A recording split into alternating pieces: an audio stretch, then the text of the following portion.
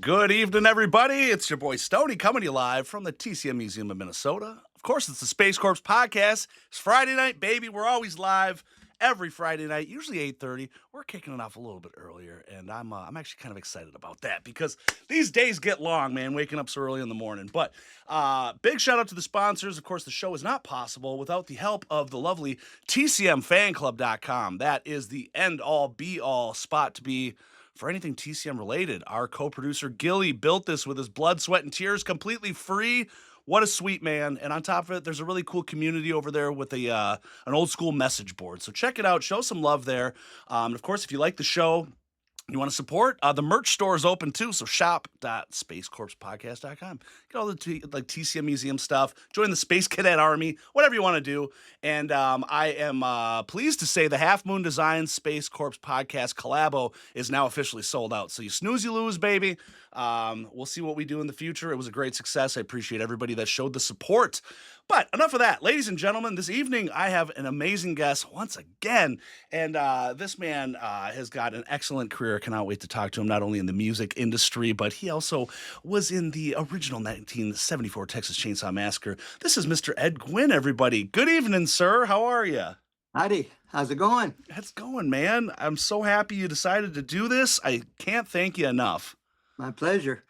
You know, I had Perry Lawrence on a few weekends ago, and he heard that you were coming on. He goes, "Oh, you got Ed coming on." He says, "You got to talk about, the music side." And I really started to dig into the psychedelic 70s era, and you had a really big part in that. Was that all in San Antonio? 60s. 60s. 60s. And in Austin is where we started. Oh, beautiful. Yep.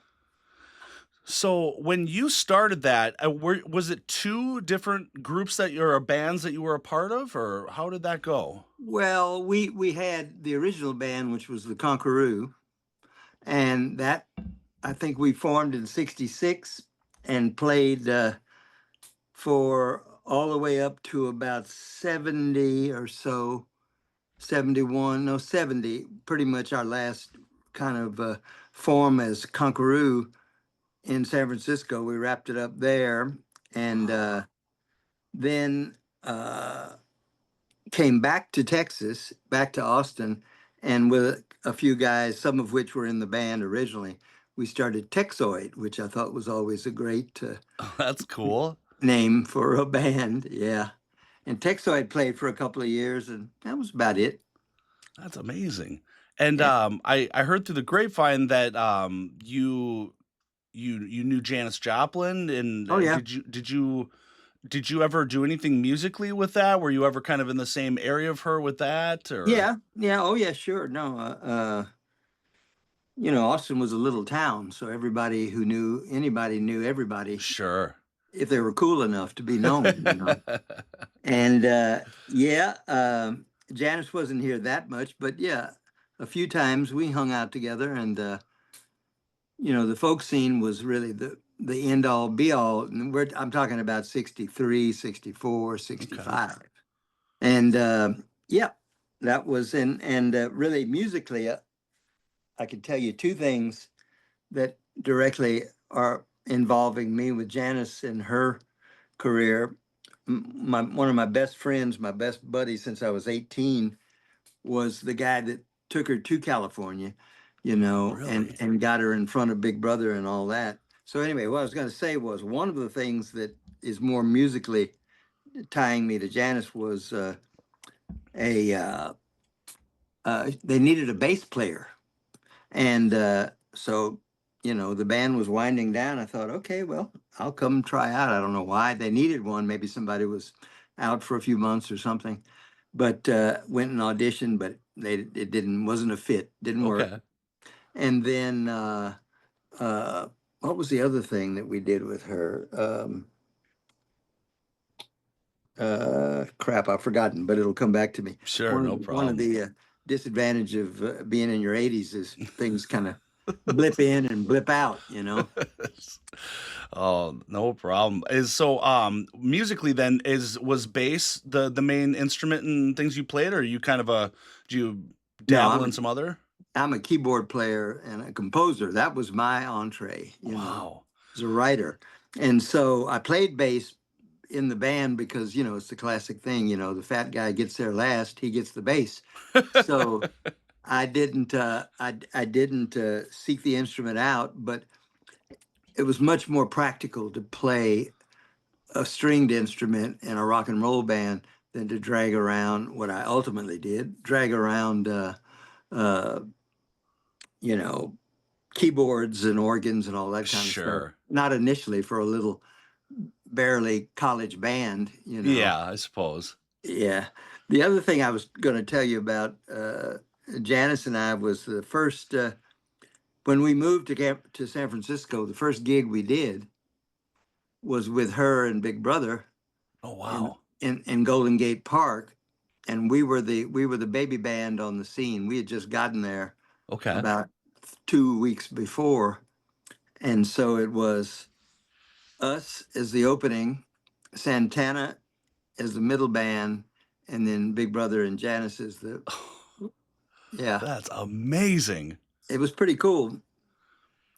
So, like, was the vibe of that era as they kind of seem to portray it nowadays when you just however they kind of recollect on it? Like, do you think that they kind of captured like the true feel of it? I mean, is that do you kind of like look at these and you go, that's not how it was at all? Yeah, no, I think yeah, definitely. I'd say I can't think of anything that miscast or misportrayed the vibe that was that time. Sure.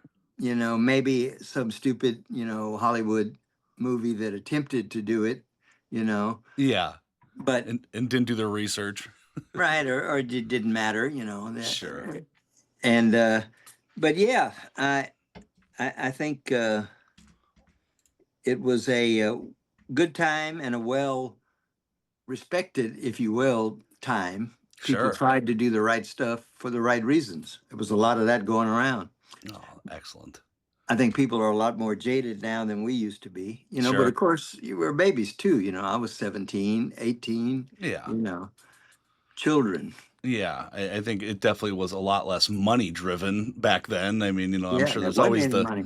there's always the idea of chasing fame and things, but it just seems so much more just of a free expressionary, Yeah, true artistic, instead of, yeah. calculated.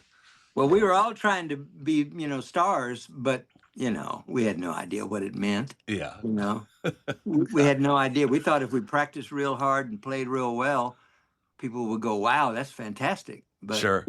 not so much. God, it's wild. We got some people in the chat. Mr. Chris Atkins, he says hello from Fort Worth. And Oh, then we have well, one of my other friends, Sean Fuller, in the house, and he says it's great to see Ed on the podcast. He is in the San Antonio area as well, and delves with doing some signings and things. So you may have ran in with him before too, with some kind of events. So he does slashers stashers, and he's got kind of an online oh, storefront, and they organize a bunch of cool, great things for our friends down in Texas. yeah. So I think I've seen his stuff. Perhaps I don't remember doing an event with him, but sure, yeah. yeah, And of course, excellent. if your buddy up there in Fort Worth goes to the corner of Rosedale and I-35, he'll see the name Guinn written on a building there. All right. Fort Worth is my father's town, Oh, okay. and my grandfather was a big educator, and they had a school named after him and all that kind of stuff. Oh, wow. In Fort That's Worth. amazing. Yeah. So, how did you first meet up with Bob Burns? Because you two worked together prior to the Texas Chainsaw movie, right? Did you score a couple Yeah. of his, pieces he Not was? not before, but after Chainsaw. Okay, all right. But yeah, no, Bob and I go way back. Both of us worked for what was very popular then, and I don't think any exist anywhere anymore, college humor magazines. Okay. So at UT, the college humor magazine was called the Texas Longhorn, Texas Ranger, and the it was just a magazine full of stupid jokes and stories, and our attempt at being risque, a girl in a bathing suit, Okay. that the college censors, would go over with a fine tooth comb looking for you know, he gnawed her tits off kind of, word. Yeah. Have you ever heard that joke? Yeah. Burns would do stuff like put ads in the phone book because you could do that for pennies, classifieds. And he had one that was looking for such and such. He gnawed her tits off was his name. 2 words. First name, he gnawed her. Second name, tits off. That kind of silly shit. But That's awesome.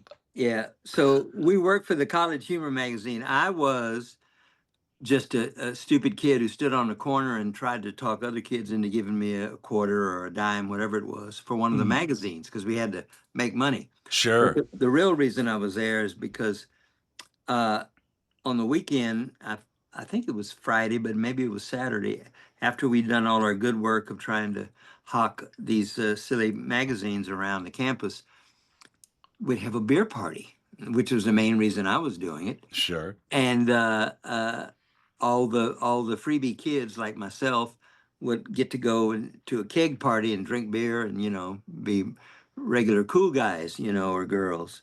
And so Bernsey, I knew him there from that because Burns was one of the editors of that magazine, Okay. and we knew each other. We're talking about 63 or so. And so I stayed in touch with Bob throughout the 60s, and then he called me up out of the blue, said, you still have that truck? Yeah, of course. And they needed a truck driver. And I said, okay, fine, I'll show up Yeah. 7:30 in the morning. Didn't even know what it was for.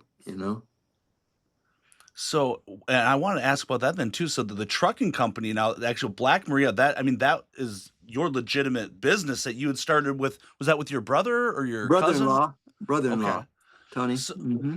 so I mean, just think. I mean, this got. I mean, it really predates the whole mindset of advertising and movies and whatever. But you also had your company in this movie that took off. I mean, Yeah.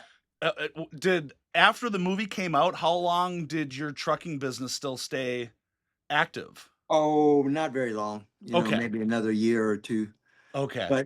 But nobody here ever saw the movie. Nobody knew anything about the movie. Mm, It was like a lot of things. It looks real big now up close, but back then it was it was invisible. sure. It was being shown in little theaters and you know sticky floored theaters and crummy little towns all over America. Sure. But no, I didn't see the movie from the night of the premiere, which was whenever it was, Mhm. 74, I Yeah. guess. And I didn't see the movie again for 40 years. Oh, wow. Okay. No, no. I didn't know anything about horror conventions. I didn't know anything about any of it Sure. because that was a different world from what I was involved in or Oh, interested in. absolutely. I was doing music production for, 25, 30 years after the band stuff. Um, and that was my focus. And I didn't know anybody that I'll bring you up to speed on a couple of things about the movie. Sure. I Please knew do. Ed because Ed and I had done One Flew Over the Cuckoo's Nest, and I just played the part of the mute Indian and just sat passed out on the stage in a chair most of the time.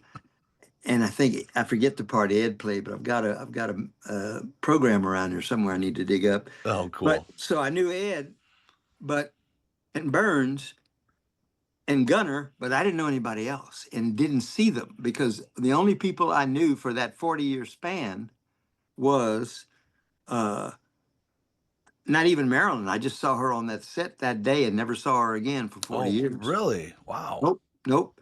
And uh, but Gunner was on the set, Ed was on the set, and Marilyn was on the set, and those are the only actors that I ever met on the set Wow. before or after, frankly, until about 40 years later when I did Butcher Boys for Kim and Yeah. his company, and they told me about these conventions and I should, you know, go to one and blah blah blah blah blah, and I had no idea what they were talking about. And they brought me this poster for me to sign. Said, "Would you sign this?" I said, "Yeah," whatever. And but they put me in touch with Lloyd, and Lloyd helped me get images from that he pulled from the CD or whatever it was then, the Yeah. DVD, and got me some stuff. And I got a few way too many prints printed up, and went to the first convention. I think it was 2011. Okay. Yeah, 2011, and it was Ed, me, and Gunner, and I was just blown away, man. Yeah. There are a lot of fans out there. I mean, was that what did that feel like? I mean, it's just an overwhelming was it kind of like an eye opening like, oh, this Oh is so God, much yes, more than I thought it ever was? way more. No idea. Yeah. I know it's hard to visualize from perhaps your perspective or some of the fans' perspectives who have been involved in this movie and enjoying it and talking about it and producing product and yada yada yada. But I knew nothing, Yeah. and nobody I knew anything. You know, I know nothing, Mister Faulty. Uh, well, it's just it's such a it's such an unexpected you know whole side of the coin for all of you also, and just to be able to just personally connect with all these people that just the diehards, the fans, and you just see you're like, wow, like this was you know what that's done for people. I mean obviously it's a horror movie, but still it's I mean they're just for some people it's It's just big stuff. It is it, big stuff. yeah. You cannot give it enough credit the way it affects people's lives, how much they really enjoy everything about that film. And I think I'm very lucky to have just kind of stumbled into it, Sure. thanks to Bob, you Well, know. yeah, thanks to Bob, and that's just like, it's so fun as I get to talk with, various people like you that were there, like, like Perry, and even, I've had Alan on and John and all that. And it's just like, it's just, you just start talking kind of dumb luck with some of these people, and all of a sudden, like I didn't really know what I was into, and this is part of iconic cinema history. All of a sudden, you're just like, really? All And dumb right. luck is the right phrase, boy. The right phrase. Oh my gosh. Well, speaking of the convention, so I was saying Sean Fuller with the Slasher Stashers, he says that his wife Michelle always gives Ed markers. He'll know who, and she's in the chat right now too, saying, "Hey Oh Ed." God, of course. Where's my? I'm going to be down there for Lori in June that weekend, so I'll be looking for a fancy marker. All There we right. go. Perfect. Michelle, it's great to see her in there. We've got Grinner Studios. This is an excellent individual who makes some very nice Texas Chainsaw masks. Hell of an artist. He's in here. He said, it's always good seeing Ed. I can't wait to see him in Irving next month. There you go. There you There you go. go. And then we got horror nerd Sam's in the house. If that is Sam, she is the one that designed my Space Corps logo, and she is the Oh, sweetest Canadian you'll ever meet. Most of them are sweet anyway, but she takes the cake. excellent, excellent. So, like you say, you saw the premiere, and then you didn't see Uh-huh. the movie for 40 years. What was that Mm-mm. like when you were contacted to do your part in the second movie in the 80s? Were you contacted by Toby, or how did that I come have about? no effing idea. I Really? literally have no idea. My old buddy and manager, Sal Hernandez, he called me up one day. This is funny. I blame it on alcohol, but God only knows. Uh, he called me up one day and said, "Were you in the Chainsaw 2, the second Chainsaw?" And I said, "No." He said, "Really?"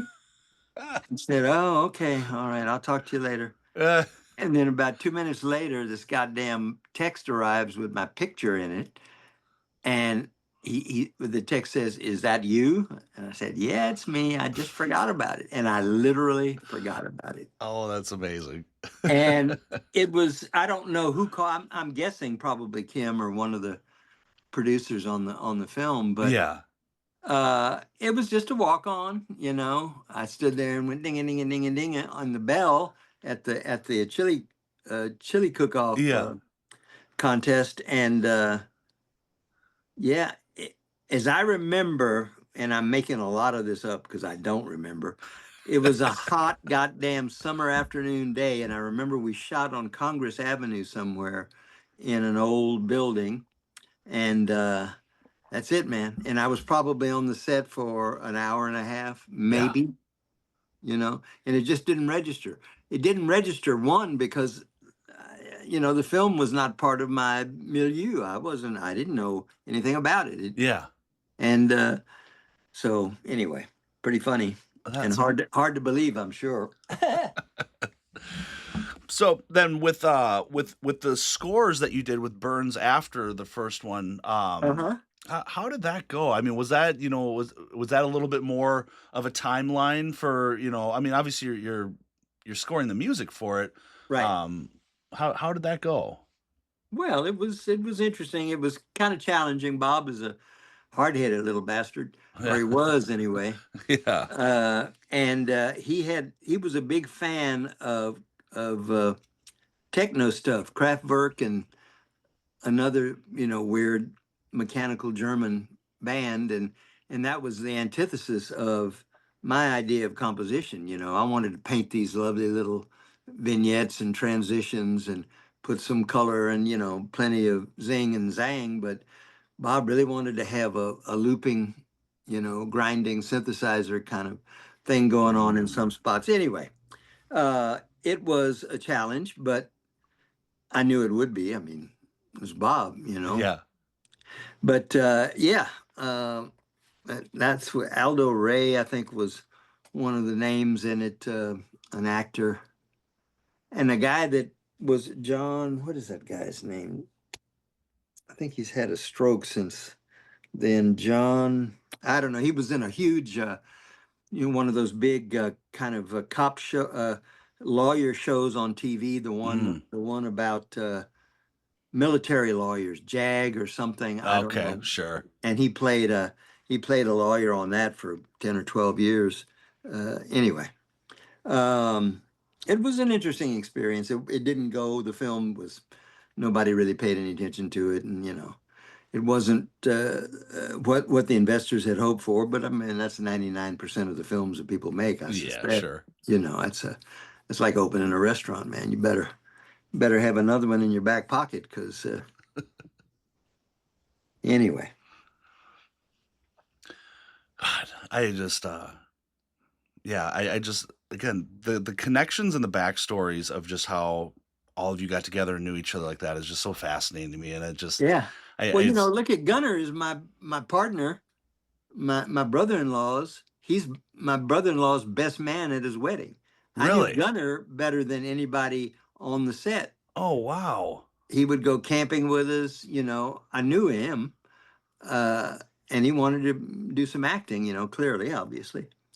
But yeah, I always characterize it as the two little foreign kids. Tony was born in Landstuhl, Germany, on the big military base there in 47 or 48. So, there was still buildings were still falling in Yeah. Germany then. And he was born there. And then Gunnar was a Viking. He was born in Iceland. Oh So wow. so these two little, Northern European kids are plopped down in a boiling hot Texas unair conditioned elementary classroom, and Yeah. became lifelong friends because they both survived, and they Yeah. both spoke foreign languages when they arrived. Oh. Isn't Well, that wild? I can feel that with being up north here. I can only imagine me surviving in a Texas heat summer. Oh It's boy, there's no reason to do it. Don't listen to the people. This bullshit about how wonderful Austin is. It is uh, wonderful, but don't come playing around here in July and August unless you yeah, want, yeah, it's, and September and most of October. and boy, has that city blown up over X amount of years. I mean, Yeah, what? man. I came here as a 17-year-old. It ain't the same anymore. Yeah, And I love it. I think it's still wonderful, but it's big time now. yeah. It's yeah, again, like I said, when I was talking with Perry there too, because he's done a lot of Hmm. real estate developing in there Oh too, and he yeah, goes, it's just a completely different universe down there than what I'm used to or what we grew up with and all that. absolutely. Boy, I'm really glad you got Perry on. That's good. He doesn't get nearly enough looks as it were. Yeah.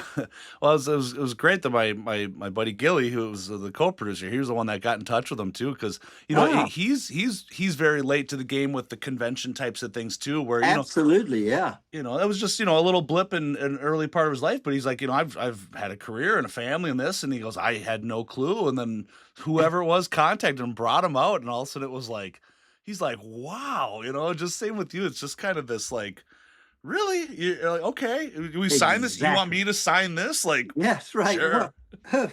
Why? Yeah, man. It's a real trip and a wonderful one. Well, I think it's absolutely awesome that you've embraced that and you're still, actively doing that with, with all the fans and everything. Um, has there been anything that's really taken you off guard with something, people have said to you or wanted you to sign where all of a sudden you were kind of like, whoa. Well, that first show that I did in at Frightmare, a guy came from. I met a guy from Germany, I think, who came there to get my signature. Mm, He flew there to get my signature. yes. Another guy came to get my signature and brought an actual bona fide £1,000,000 sledgehammer, Yeah. and he was a baker somewhere in England, and brought this hammer over for me and Gunner to sign. Yeah, I mean that kind of stuff just trips me out, man. I still Yeah. can't believe that. Oh, That- yes. So, just no idea of the enthusiasm that fans bring, and they're the best. Sure. Gunner's, I've said it a lot of times. Gunner told me, because I'm sitting there next to him going, what's going on, man? Yeah. Who are all these people and blah, blah, blah. And he said, yeah, it's really something if you're not used to it. And he said, fan, the fans, horror fans in particular, are some of the nicest people you'll ever meet in your life. Good. And I'm going, it's a horror, are they gonna, throw up on me? I mean, what's going on? He Yeah. said, no, no, no. These are fabulous people, man. And it really seems to be true for the majority. You'll have your outliers of people that are just kind of really out there, but it's paralleled in like heavy metal music and stuff too. It's such an aggressive, especially even just the concert atmosphere. I mean, it can be kind of violent feeling, but at the core, Sure. everybody's happy. It's a Right. community. It's like you're in a mosh pit and you get knocked over. You got 30 people picking you up, and Yep. you okay, Yep. and it's just it's such a to me I just see it as such a balance in life of you might have this aggression but you're so happy but it's people I think people gravitate to that I think they really do. You're yeah absolutely right. They gravitate to it. And I found, I think, in some cases, this genre is kind of a refuge for kids that have, something bent on them, maybe a body part that isn't like everybody else's, sure and they have to deal with that and all of the dreadfulness that children can visit on other people. But when you go to a movie like, whatever, you see people depicting kind of what you feel represents you, yeah and it's like, I never had any idea of that tie-in. So there's quite a bit of that I've found. I've met some lovely people who are kind of hiding their, misformations or whatnot, sure uh, because they're uncomfortable, but they're comfortable there. They're yeah comfortable around us. They're not getting, judged by the perfect football, right cheerleader types, and that in itself right there that's just such a beautiful space for to have that happen because I'm Absolutely. sure on their day to day that's what they do is they live more secluded and quiet and that and Right. you actually get to feel like you can let your guard down a little bit and Absolutely. That's the enjoy sense I've life a gotten. bit. Yep. Wow. When you talk about those people that just flew out just for that, it Uh-huh. reminds me too. I had like there was a small band that I followed out of Mm-hmm. Baltimore, and they decided to break up, call it quits at some point, and I took a Greyhound bus over to go see them. But when I Mm-hmm. was there waiting in line, there were people that flew over from the UK just for them, and this was not some big time band, and that blew my mind too. I'm just like, wow, like that's not cheap to make that kind of Oh commitment, God, and no. it just shows fandom that it's just like that. Yeah, I mean, music to me has always just been before horror, before anything. I mean, I've been to more concerts than I can ever imagine. I've it's Cool. every part of my life, and I just I need that, and Well, I mean, it was what I did for the vast majority of my life up until about 88 or 85 or 88 when computers started to make put their foot down, as it were, yeah, into the business world. And I thought I could do that. sure, And oddly enough, uh, composition occupies your brain in a particular way. mm, And I'm not a songwriter, I'm a composer. There's a big sure, difference. I'm not really a good songwriter, but I write music, and hmm, uh, it's like it it's the same, oddly enough, the same headspace as writing software. okay, It's the same funny kind of insular, tunnel, look at things, and you're just doing language. It's yeah, just another language. So anyway, I started doing that like in the 85, 88. We started a little company here. But up until that point, I was writing music, scores for little films, advertising music, jingles, industrial film scores, all that kind of stuff from about se- uh, 71 or 2, all the way, well, really more 74 or 5, all the way through to 2000. That's all I did. We wrote all of the traffic safety campaign commercials for California, for the whole state, oh, cool, and that kind of stuff. that's amazing. Do you still have like a keyboard? Do you casually still dabble every once in a while just Not for really, pleasure? no. No, not really. I listen a lot, Okay. but no, not, I don't really, I do have a keyboard, but I don't ever, I have it for one of my grandchildren to try to Yeah. trick him into playing, but Yeah. Is it no. work? Is he actually playing a little bit or? Well, he did when he was younger, but now he's got, he's a great archer, and Oh, cool. yeah, yeah, he's the Texas state archer. In this last year in the seventh grade, he was the top archer for all elementary school seventh graders, Wow. middle school in the Oh, state of Texas. So he's really good. So I don't pound him too much about yeah. some Scarlatti or maybe some Ray Charles. I congratulate him for being a good shooter. Absolutely. Well, archery, I'm always so fond of that. I mean, that's such that's it's such a feel and a mental and just everything about it. Oh yeah, That's excellent. I mean, excellent. wow. Yeah, my wife got into having a longbow, and we moved Ah, into this town here that we've lived in now. It's just south of the cities. We've been here for about 3 years, and uh-huh. we saw one of the parks we went to down there. They've got this beautiful archery field outdoors and all this, and like Really? and it's down by like a river, and I mean it's just so just serene and peaceful. And I go, oh my god, this is like everything you could ever want for just to you step out of your busy day to day and and try to do Exactly. something you enjoy. It's gonna bring peace. Absolutely. There's a lot of zen in it.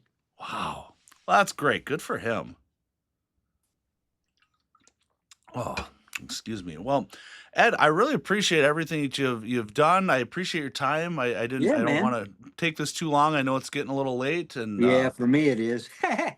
well, and again, everybody watching, did a lot of love coming through here in the chat for you, and just really appreciating these stories and everything, because not everybody has a convention in their town where they get to come and meet people like you. So Right, they're right. the bigger majority where we don't get this. So these kind of nice, really good one-on-ones like this, I mean, it really shows a lot of insight, and it means a lot. And I think you would understand that because you've gotten to see the convention side and what it means to people. Yeah, So yeah, you know, absolutely. yeah, Yeah, yeah, I'm really well, I'm fortunate. I'm very lucky. And I realized it the first night. It's like, holy shit, people really, they know what they're doing, they know what they love, Yeah. and they like me and, Gunnar and Ed, and, Yes. they're fans, man. Wow. Well, everybody that's in the Irving area next month, you can go see Ed out there, and I'm sure we'll be seeing him in a couple other ones. So make sure we follow his Facebook page, and I see that's fairly updated with your next, adventures. I saw the Texas Chainsaw page was promoting another thing. Maybe that is the Irving one there. Yeah, I think that was the Irving one, but we're doing one in Louisville, Oh, all right. Called Spawn of Scarefest. Ooh, And like it should be pretty good. That's in June. I think the 20. No, I don't know. Sure. Don't get me lying. And then the other one is we're doing, like I mentioned, Lori's show halfway to Halloween in San Antonio. Cool. I love it. She does some great shows, and we'll be down there. And that, I'm pretty sure, is in June. I don't know. I'm just full of shit. I have no idea. Look it up. We'll look it up, and maybe we've got a Crypticon convention up here in Minneapolis. It's the only horror one we got, and it'd be lovely if they enticed you to come on up one day. It'd be nice to meet you in person. Absolutely. Oh, love to. We'll tell them to, open the door and call me up. Invites are accepted. Yeah, sounds good. All right. Well, the mighty Ed Guinn, everybody. I appreciate your time, sir, and I hope you have a great evening, and thanks for hanging out. Thanks for inviting me. All right. See you later, everybody. Bye. Bye-bye.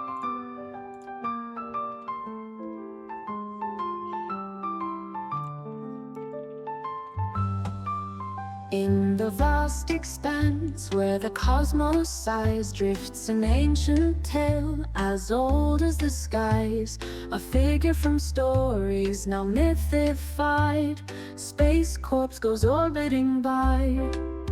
He once roamed planets, oh far and wide, but now he floats where the starships fly. No more breath in his chest, yet can't be denied the space cadet who died. Oh, oh, Space Corpse, in the void you glide, a spectral waltz in the galaxy's tide, floating free like a cosmic guide. Space Corpse goes orbiting by. Galaxies turn while he haunts with pride. No anchor to worlds, just space to bide. Gliding through stardust, no need to hide. This wanderer who never cried. In weightless silence where time collides, he drifts in dreams so amplified. Mysterious tales on mystic rides. Space Corpse haunts so dignified. Oh, oh, Space Corpse, in the void you glide, a spectral waltz in the galaxy's tide, floating free like a cosmic guide. Space Corpse goes orbiting by.